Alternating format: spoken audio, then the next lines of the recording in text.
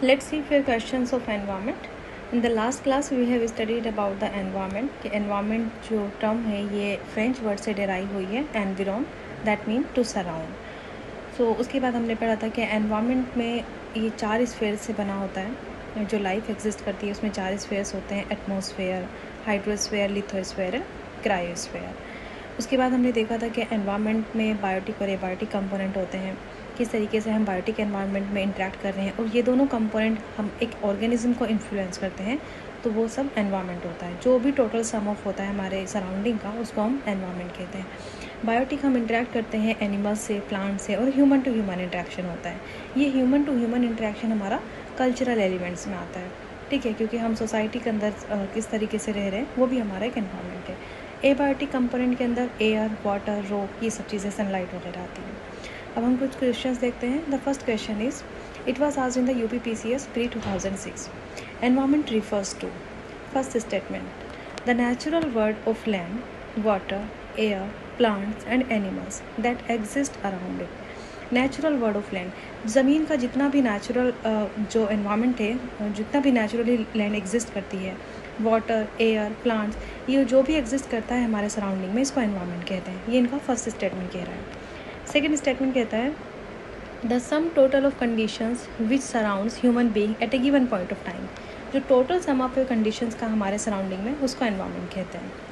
Third, the interaction system of physical, biological and cultural element which are interlinked. जो भी हमारे physical, like I told you about the sunlight, rock and water, तो ये physical elements के अंदर आता है. biological, human to human, human to plants, human to organism, like this. and cultural elements जो हम society के अंदर exist करते हैं, तो ये सब कुछ environment है.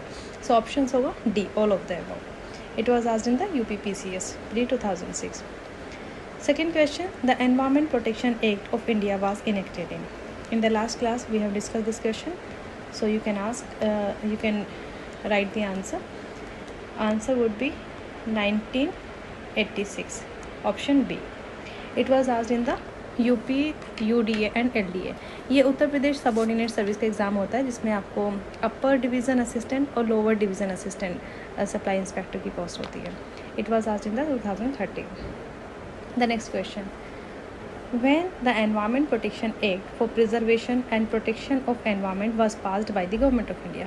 Again the question is same, so the answer would be 1986. A would be the option, 1986, and it was asked in the UPPCS Mains 2017. The next question, again UPPCS in pre-exam 2014. In which of the following year the Environment Protection Act was passed? Answer 1986. Next question, it was asked by the UPBO. ये उत्तर प्रदेश का block education officer exam होता है. इसमें पूछा गया है, the environment protection act in India was enacted in which of the following year. So answer would be the first option 1980, 1992, 1986 and 1994. You know the answer would be 1986. Why again and again I am putting these questions and saying that answer is like this? You know why? Because every time we are saying कि एक same तरीके के questions पूछे जा रहे हैं हर एक डिफरेंट एग्जाम्स में. Question is same but pattern of asking is different. So इसीलिए आपको इतना पता होना चाहिए कि एनवायरनमेंट प्रोटेक्शन एक्ट 1986 में लागू हुआ. 1986 में ये आया इंडिया के अंदर, गवर्नमेंट ऑफ इंडिया ने इसको इनेक्ट किया. इसी तरीके से डिफरेंट एग्जाम्स में क्वेश्चन पूछा जाता है. Next is, environment is a composite state of, first biotic factor, physiological factor, abiotic factor and all of the above. Biotic factor we discussed that human to animal interaction, human to plant interaction and human to human interaction. Second, physiographic factors.